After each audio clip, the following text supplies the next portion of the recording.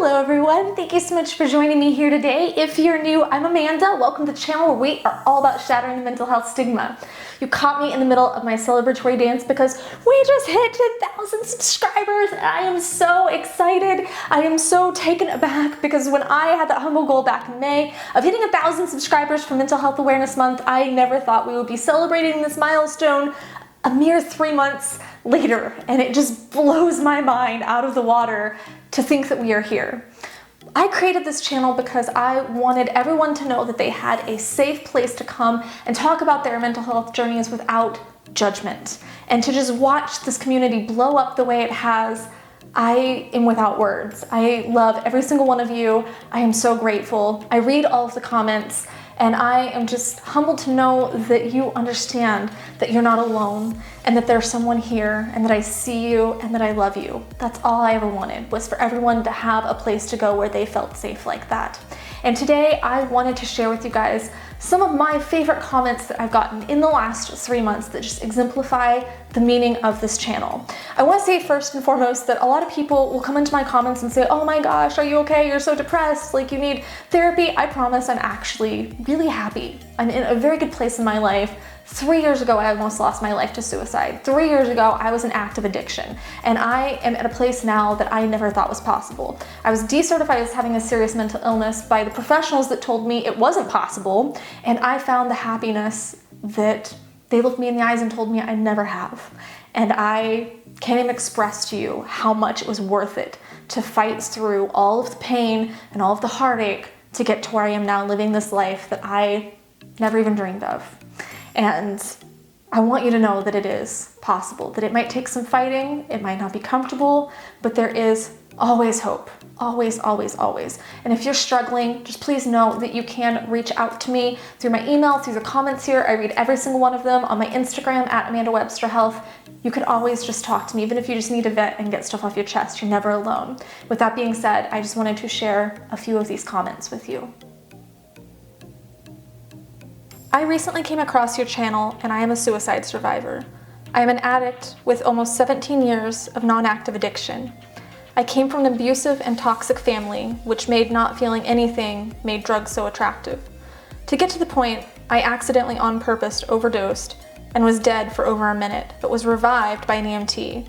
I continued to use until one day I had lost yet another job and got into a car crash. I went to a friend's house and got really lit on meth, which was my DOC, drug of choice, and something happened. I felt I could not do that anymore. That was about 17 years ago. To bring us into the now, I've been working in behavioral and mental health as a technician and, more importantly, a peer specialist.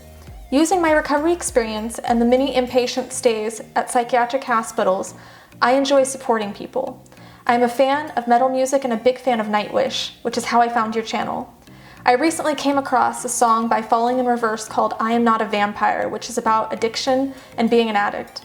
The torture and pain that is felt is conveyed very well in the song. I cried. It was so reflective and nailed the raw emotions I felt being in active addiction and trying to bury the hurt that my family inflicted on me. If you want to react to it, I feel others might feel a relation to Ronnie, who wrote it while he was in prison. Knowing you are not alone in an ailment or affliction helps the isolation feeling that you are alone. I was born with only 3 fingers on each hand, so I was bullied a lot. Friends were hard to come across. I also have traumatic events that happened during my life as an addict, which includes an assault that happened to me when I was extremely intoxicated. But with all that behind me, I am happy and living a life that is worth all the effort put into my recovery. Thank you for the outlet and place for people to feel safe to share their experiences. I truly feel it is cathartic for people.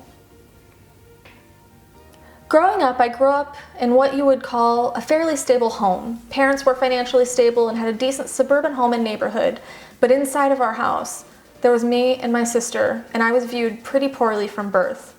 Parents growing up were basically like super church Christian fanatics and took me as an unholy child. I was born on Friday the 13th and all that superstition crap. I was never treated right and physically and mentally abused by my family.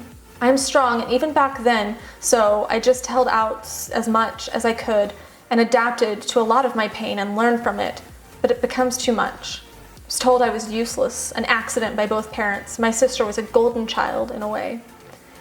Over time, parents separated, and I had like no proper connection to any of my family members and was super disconnected, but then was basically, after my dad left, forced to do everything more than I needed to.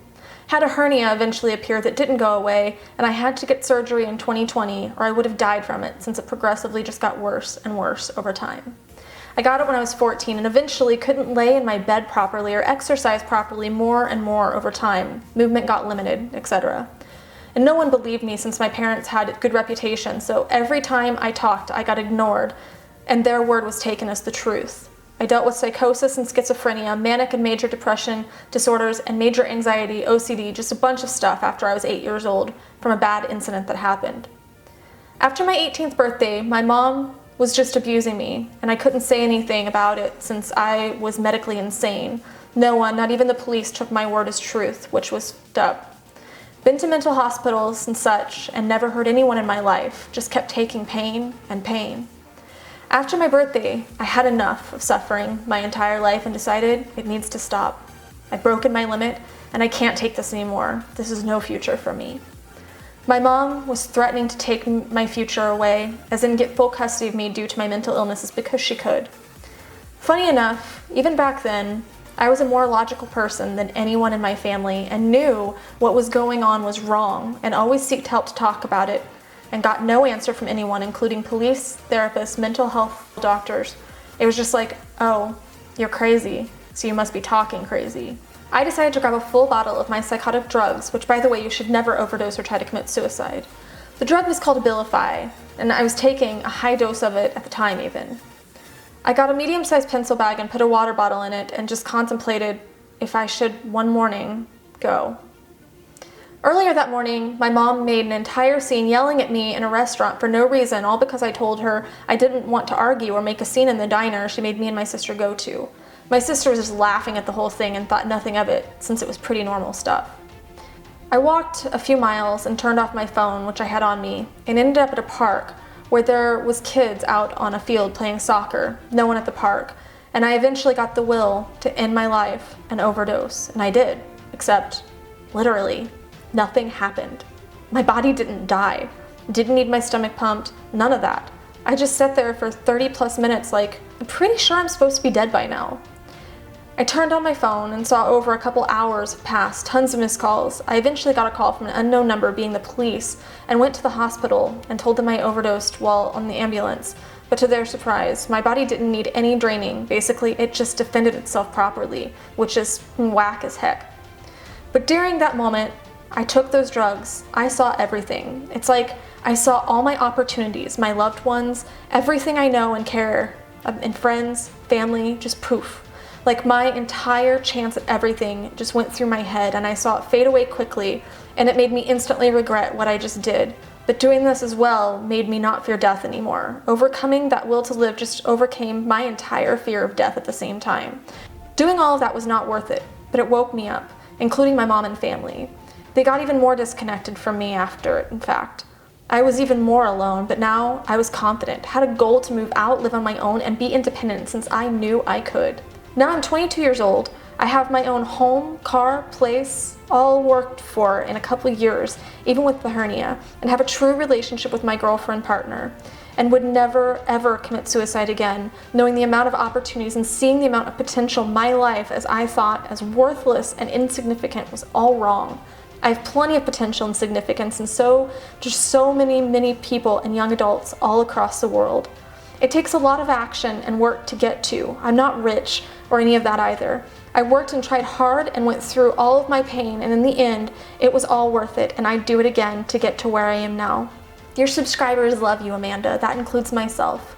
Coming from a strict Christian home, I always thought if you filed for divorce, then you failed your marriage, which until I watched this vlog, I always thought that. But you've taught me that it's okay to file for divorce if you're unhappy. So I want to thank you for that. I'm here as a subscriber and fellow suicide survivor for you.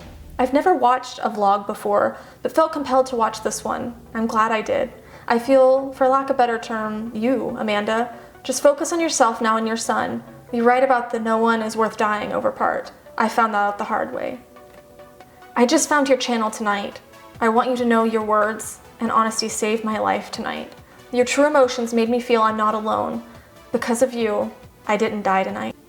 You guys have no idea how much this means to me. And for the people that think I'm just sitting around crying over songs every day, I do cry tears of joy almost every day too when I get comments like this, and I understand how this channel is really impacting real life people out there, real humans. I'm actually making the difference that I wanted to make. So every time I read comments like this, I just have to take a moment because I either get really giddy or I cry, or a really weird combination of the two. But I love you guys so much, and I do see you, and I am hearing you, and I am here for you. But I just wanted to share, for those of you that are new, 3 years ago, I stepped off a ledge of a Canadian hotel room because Breaking the Habit by Linkin Park came on just on the other side of my hotel room door. And I realized, hearing Chester's voice, hearing that song, it just wasn't meant to be. I was not meant to jump, and I stepped down.